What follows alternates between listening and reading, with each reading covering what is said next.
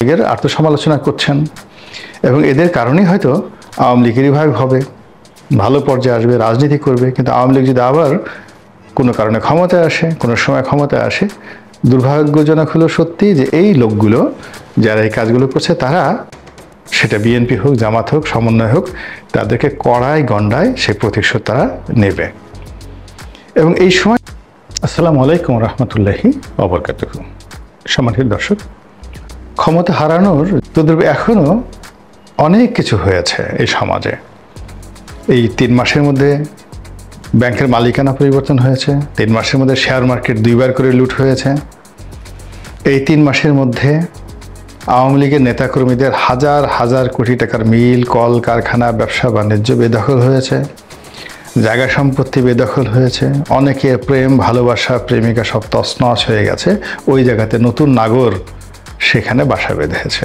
Ultimately তারা অনেক শীর্ষ সন্ত্রাসীদেরকে নিয়োগ দিয়েছেন এবং সে সকল শীর্ষ সন্ত্রাসীদেরকে টপকিয়ে কোনো যাকে বলা হয় বাহিনী তাদের সেই সীমানা প্রাচীরের কাছে যাবে, এইরকম কোনো ঘটনা ঘটানোর মতো দুঃসাহস এই বাংলায় নেই।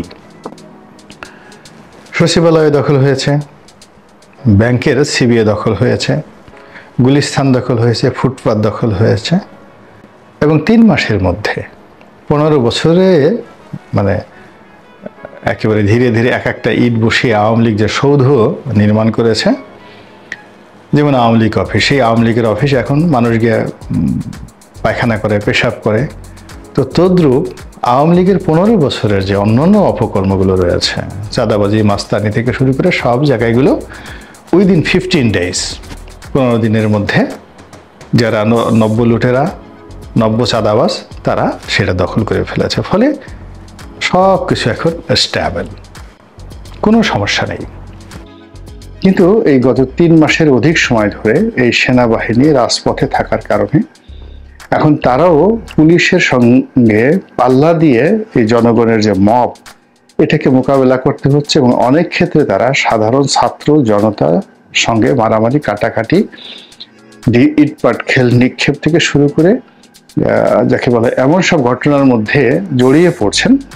ফলে তাদের যে সম্মান, মর্যাদা, এই জিনিসগুলো থাকছে না। এখন তাদেরকে পুলিশের চাইতেও বলতে গেলে অসম্মানজনক এবং বিরূপ অবস্থার মধ্যে পড়তে হচ্ছে এবং তারা ধৈর্য হারিয়ে ফেলছেন।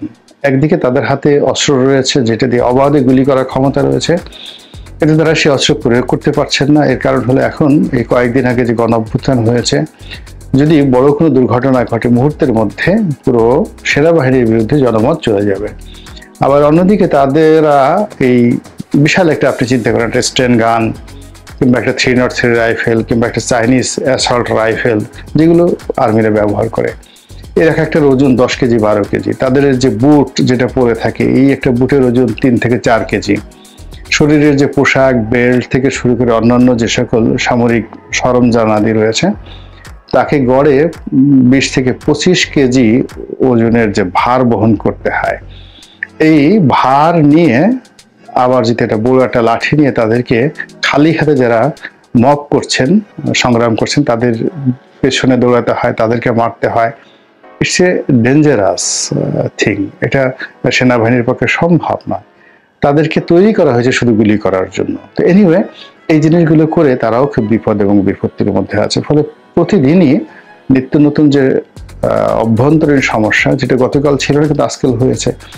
গতকাল পুরো ঢাকা শহর বলতে গেলে অচল ছিল এই কারণে যে ঢাকা কলেজ যেমন সিটি কলেজ মারামারি করেছে, তার আগের তারপরে গেল সেটা সন্ধ্যা পর্যন্ত সেটা নিষ্পত্তি হলো।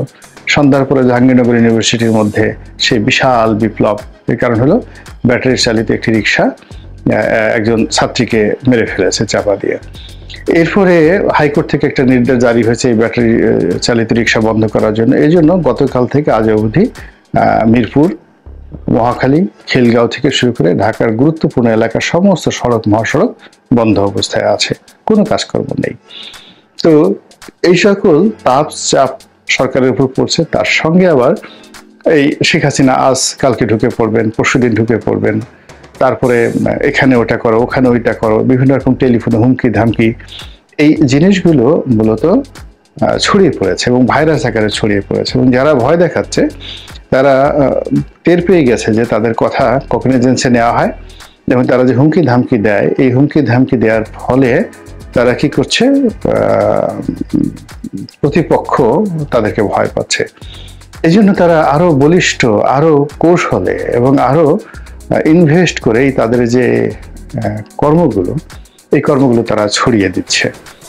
তারপরে যেটা হচ্ছে, বাংলাদেশের সাবেক প্রধানমন্ত্রী তিনবারের যাকে বলা হয় তিনটি পরপর 3বার 2009, 2014, 4বার পরপর চারবার তারা ক্ষমতা যে সিংহাসন, সেই ক্ষমতার সিংহাসনে তারা বসেছেন এবং সুদীর্ঘকালে জাতিকে তারা শাসন করেছেন। ফলে তাদের সম্পর্কে অন্য সাধারণ মানুষের যে ভয় এবং আতঙ্ক এখনো কিন্তু কাটেনি, ট্রমা যায়নি। ফলে শেখ হাসিনা আসছে, আওয়ামী লীগ ক্ষমতায় ফিরে পাবে, এটা একদম ডাহা মিথ্যা কথা যদিও হয়, অসম্ভব হয়, অবাস্তব হয়, কিন্তু যারা শেখ হাসিনা যারা ক্ষতিগ্রস্ত হয়েছেন তাদের মনে কিন্তু আতঙ্ক তৈরি হয়। এর সঙ্গে আবার অতি সম্প্রতি শুরু হয়েছে মিস্টার নরেন্দ্র মোদীর চাপ। এই কারণ হলো নরেন্দ্র মোদী শেখ হাসিনাকে আশ্রয় দিয়েছেন, তাকে প্রমোট করছেন, এবং দিল্লির পক্ষ থেকে যে সকল কর্মকাণ্ড চালানো হচ্ছে, যেমন আমাদের ভারতীয় ভিসা একেবারে বন্ধ। 2 নম্বর হলো যে বাংলাদেশের সঙ্গে ভারতের যে কূটনৈতিক সম্পর্ক খুব সীমিত পরিসরে চালানো হচ্ছে, এবং সরকারের ঊর্ধ্বতন যারা কর্মকর্তা রয়েছেন এখনো পর্যন্ত, মানে ভারত সরকার ঊর্ধ্বতন কর্মকর্তা এখনো পর্যন্ত বাংলাদেশের ব্যাপারে কোনো ইতিবাচক সহযোগিতার হাত বাড়াননি। অধিকাংশ তারা আড়ালে আবডালে যে সকল কর্মকাণ্ড করছেন এবং যে সকল অঙ্গভঙ্গি করছেন, তার রীতিমতো ইউনূস সরকারের উপর ভীষণ রকম একটা শারীরিক এবং মানসিক চাপ তৈরি করেছে। তো যাই হোক, এখন এই যে আওয়ামী লীগ যখন এরকম একটা স্ট্যাবল অবস্থায় এসেছে, তখন তাদের মধ্যে কিন্তু অনুশোচনা আসছে। মানুষ যখন খুব ক্রোধের মধ্যে থাকে, বিপদের মধ্যে থাকে, অস্থিরতার মধ্যে থাকে, তখন সে এত কিছু চিন্তা করে না, শুধুমাত্র নিজের জীবন বাঁচানোর কথা চিন্তা করে। এখন যেহেতু একটা স্ট্যাবল অবস্থার মধ্যে পৌঁছে গেছে, শেখ হাসিনা বুঝে গেছে তাকে কতদিন দিল্লি থাকতে হবে, জয় বুঝে গেছেন, রেহানা আপা বুঝে গেছেন, তারপরে টিউলিপ, জয়, রূপন্তী থেকে শুরু করে যারা শেখ পরিবারের সদস্য, শেখ হেলাল, শেখ সেলিম থেকে শুরু করে তার সন্তানেরা সবাই বুঝে গেছেন যে তাদেরকে কিভাবে চলতে হবে। ছাত্রলীগের যারা নেতৃবৃন্দ, সাবেক মন্ত্রী, এমপি সবাই যার যার জায়গাতে তারা মানিয়ে নিয়েছেন, এবং এটাকে নিয়তি হিসাবে, কর্মফল হিসেবে তারা মেনে নিয়ে ভবিষ্যৎ কর্মপন্থা তারা যাকে বলা হয় তৈরি করছেন। তো এর মধ্যে যেটি সবচেয়ে উল্লেখযোগ্য সেটি হলো অনেক আওয়ামী লীগের শীর্ষ নেতা, ছাত্রলীগের সাবেক শীর্ষ নেতা, অনেক মন্ত্রী এবং এমপি, অফকোর্স তারা তুলনামূলকভাবে পজিটিভ, তারা এখন আত্মসমালোচনা শুরু করেছেন। কেন আওয়ামী লীগের পতন হলো, কেন নৌকার পতন হলো, কেন শেখ হাসিনাকে পালিয়ে যেতে হলো, কেন এই আওয়ামী লীগের দুর্ভোগ এবং দুর্দশা হলো, এবং আমরা বাইরে থেকে গালাগালি করে যাদেরকে যে কথাগুলো শোনানোর চেষ্টা করছি দুর্নীতিবাজদেরকে, তো ওদের বিভিন্ন সামাজিক মাধ্যম, বিভিন্ন কথা, বিভিন্ন ইন্টারভিউতে এই যে আত্মসমালোচনা আওয়ামী লীগের মধ্যে চলে আসছে, এটি আওয়ামী লীগের জন্য নিঃসন্দেহে ঘুরে দাঁড়ানোর ক্ষেত্রে একটা নতুন মাইল ফলক। আর অন্যদিকে যেটি হচ্ছে সেটি হলো আওয়ামী লীগের যারা প্রতিপক্ষ তাদের জন্য এটা খুবই হতাশাজনক, ভয়ঙ্কর। এর কারণ হলো এই যে যারা সমালোচনা করছেন, দুনিয়ার একটা নিয়ম হলো যে আপনি বিপদের সময় যারে উপকার করবেন, সেই লোকটি যদি কখনো সুসময় তার জীবন আসে, সে প্রথমে আপনাকে অ্যাভয়েড করবে। আওয়ামী লীগ, বিএনপি, জামাত সব দলগুলোই এদেরা বিপদে যখনই পড়েছে তখন অনেকের কাছে গিয়েছে, অনেকে সহযোগিতা নিয়েছে সব ব্যাপারে, কিন্তু যখনই তাদের জীবনে সুসময় এসেছে তখনই তারা প্রথম যে কাজ করছে, তাদের যারা উপকার করেছে তাদেরকে দূরে ঠেলে রেখেছে। দ্বিতীয়ত, কেউ যদি খোঁটা দেওয়ার জন্য সামনে এগিয়ে এসে বলার চেষ্টা করেছে আমি তো তোমাদেরকে এই উপকার করেছি, তখন তার কণ্ঠরোধ করেছে এবং ক্ষেত্র বিশেষে তাদের বাস ঢুকিয়ে দিয়েছে, সর্বনাশ করে দিয়েছে। এটা হলো দুনিয়ার নিয়ম।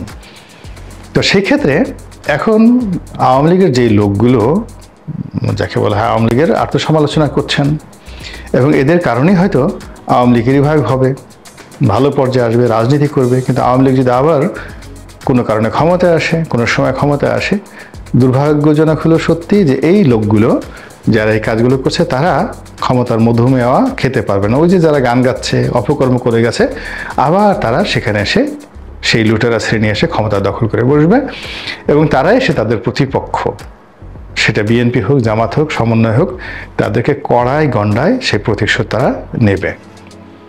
এবং এই সময়টাতে দেখেন, এই 3 মাসে যদি দেখেন বিএনপির যে সকল নেতাকর্মীর প্রচণ্ড আত্মত্যাগ ছিল, প্রচণ্ড কষ্ট করেছেন, নিঃশেষ হয়ে গেছেন সব কিছু দিয়ে, এদের কয়জন চাঁদাবাজির সাথে জড়িত বলেন তো? এদের কয়জন যাকে বলা হয় এই 3 মাসে লাভবান হয়েছেন? কিন্তু গিয়ে দেখেন যে কোথা থেকে এসে কেউ হয়তো পালিয়েছিল বিদেশে, কেউ হয়তো পালিয়েছিল অন্য জেলাতে, কেউ বলেছিল যে আমরা আর বিভিন্ন রাজনীতি করব না। সেই লোকগুলো, হাতে গোনা লোকগুলো, সমস্ত মন্দ জায়গাগুলো তারা দখল করে ফেলেছে। তো এরকম আওয়ামী লীগের ক্ষেত্রেও অতীতে বহুবার ঘটেছে। 60-এর দশকে আওয়ামী লীগের নাম নেওয়ার যখন সময় ছিল না, তখন আমেনা রহমান আওয়ামী লীগের অফিসের বাতি জ্বালিয়েছেন। আবার যারা 75-এর 15ই আগস্টের পর আওয়ামী লীগের নাম নেওয়ার মতো ছিল না, যারা সেই সময়টিতে মিজানুর রহমান চৌধুরী, যিনি এই আওয়ামী লীগ থেকে বহিষ্কৃত হয়েছিলেন, বঙ্গবন্ধু তাকে বহিষ্কার করেছিল, এখন যেমন সোহেল তাজের কথা চিন্তা করেন, তো এরকম তিনিও আওয়ামী লীগ থেকে বঙ্গবন্ধুর জামানাতে বহিষ্কৃত হয়েছিলেন এবং আওয়ামী লীগের দুর্দিনে তিনি আওয়ামী লীগকে সুসংগঠিত করেছিলেন। কিন্তু পরবর্তীতে মিজান চৌধুরী আওয়ামী লীগে থাকতে পারেননি। এটাই হলো বাস্তবতা। তো এরকম সব দলের মধ্যে, বিএনপির ক্ষেত্রে এরকম হয়, আওয়ামী লীগের ক্ষেত্রে এরকম হয়। তো আওয়ামী লীগের মধ্যে এখন যেটি হচ্ছে সেটি হলো এই যে তাদের মধ্যে আত্মোপলব্ধি হচ্ছে, এটি আওয়ামী লীগকে এগিয়ে নিয়ে যাবে। এবং সঙ্গে সঙ্গে সবচেয়ে ভালো একটি বিষয় সেটি হলো এই সমালোচনাকারী যারা আছেন তারা নিজেরাই বলার চেষ্টা করছেন যে অমুক লোকের কারণে আমাদের পতন হয়েছে, ও এত টাকা চুরি করেছে, ও টেলিভিশনে এই কথা বলেছে, ও বেগম জিয়াকে গালাগালি করেছে, ও তারেক জিয়াকে গালাগালি করেছে, ওর কারণে রাজনৈতিক বিভেদ বিসংবাদ শুরু হয়েছে। আবার ও এই সময়ে এসে আওয়ামী লীগের রিপ্রেজেন্টেশন করছেন, ফলে এতে আওয়ামী লীগ আরও ডুবে যাবে।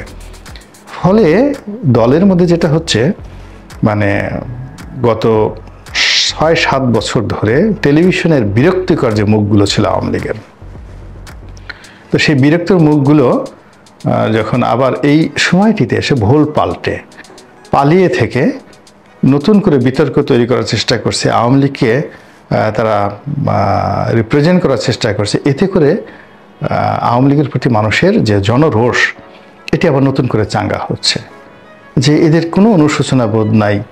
যেই লোকের জন্য আওয়ামী লীগের পতন হলো, যে গ্রুপের জন্য আওয়ামী লীগের এই সর্বনাশ হলো, তারাই আবার এসে এখন আওয়ামী লীগের সাফাই গাচ্ছে। তো ফলে এদের তো যেই লাউ সেই কদু, এদের তো জীবনে কিছুই হবে না।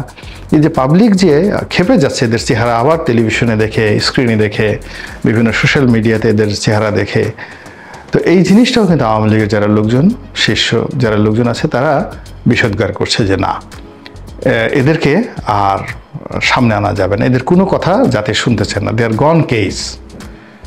এমনকি তারা প্রধানমন্ত্রীকে কম কথা বলার জন্য পরামর্শ দিচ্ছেন। এবং ফলে কি হলো, ওই যে সর্বশেষ যেটা প্রধানমন্ত্রীর যে বক্তব্যটি, 0 পয়েন্টকে কেন্দ্র করে ট্রাম্পের ছবি নিয়ে ঘোরা, এটাকে এখন তারা বলার চেষ্টা করছে যে না, এটা আমাদের বক্তব্য না, এটা এআই দ্বারা তৈরি করা একটি বক্তব্য। তো এই যে আওয়ামী লীগের মধ্যে যে জাগরণ সৃষ্টি হয়েছে, তারপরে মন্দ কাজ থেকে বের হয়ে আসার যে একটা প্রবৃত্তি লক্ষ্য করা যাচ্ছে, এটি বাংলাদেশের রাজনীতিতে একটা নতুন মেরুকরণ তৈরি করবে। এবং যদি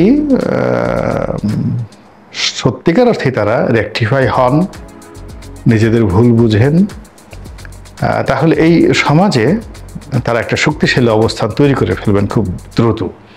কিন্তু তাদের এই কর্মকাণ্ডের সঙ্গে যদি ওই যে অপবিত্র মুখগুলো, অপবিত্র ঠোঁটগুলো, অপবিত্র দেহগুলো, যাদেরকে দেখলে মানুষের শরীর কিরমির কিরমির করে, যাদেরকে দেখলে পাবলিক মনে হয় যে এদেরকে গলার উপর পাড়া দিতে পারতাম, এদেরকে একটা খামচি দিতে পারতাম, কিংবা ওই যে আরব দেশে যারা লোকজন উটপিটায়, এক ধরনের খুব চাবুক আছে, এরকম চাবুক দিয়ে এদের পশ্চাৎ দেশ, পৃষ্ঠদেশ লালে লাল করে দিতে পারতাম, কিংবা যেভাবে সেনাবাহিনী ওই যে বস্তার মধ্যে মানে পানি ভর্তি বস্তা এর মধ্যে মুখ ঢুকিয়ে তারপরে পায়ের তলায় উপরে পা টানিয়ে যেভাবে পিটায়, এভাবে এদেরকে একটু পিটাতে পারতাম। এই লোকগুলো যেন কোনো অবস্থাতেই তাদেরকে বোঝা উচিত তারা আওয়ামী লীগের যে সর্বনাশ করেছেন এমনি যথেষ্ট সর্বনাশ হয়ে গেছে। দ্বিতীয়ত তারা মানে বাংলাদেশ তো দূরের কথা, যেখানে যেখানে পালিয়েছেন ওখানে বাঙালিদের সামনে চলাফেরা করার মতো অবস্থা তাদের নেই। তাদেরকে সারাটা জীবন কিন্তু পালিয়ে থাকতে হবে। এরকম অন্ততপক্ষে মন্ত্রী এমপিদের মধ্যে, ব্যবসায়ীদের মধ্যে অন্ততপক্ষে 1000 চিহ্নিত মুখ রয়েছেন শহর বন্দর গ্রামে। এরা লোকালয়ে যেতে পারবেন না কোনোদিন, যতদিন জীবিত আছেন যেতে পারবেন না। তো আপনি লোকালয়ে যেতে পারছেন না, পাবলিক ফাংশনে যেতে পারছেন না, আপনি নিউ ইয়র্কে থাকেন, দিল্লিতে থাকেন, দিল্লিতে থাকেন, কলকাতায় থাকেন, তো সেখানে আপনি লোক সমাজে যেতে পারছেন না, বাংলাদেশে আসতে পারছেন না। তাহলে আপনার এই পবিত্র মুখ আর পবিত্র কণ্ঠ দিয়ে আপনি কেন আওয়ামী লীগকে আবার নতুন করে দুর্গন্ধ যুক্ত করছেন এবং মাঝে মধ্যে টেলিভিশনে এসে এই আওয়ামী লীগের সর্বনাশ ঘটাচ্ছেন? এই বিষয়টা আওয়ামী লীগের যারা ত্যাগী নেতাকর্মী তারা কিন্তু সহজভাবে নিচ্ছে না। It's a good sign.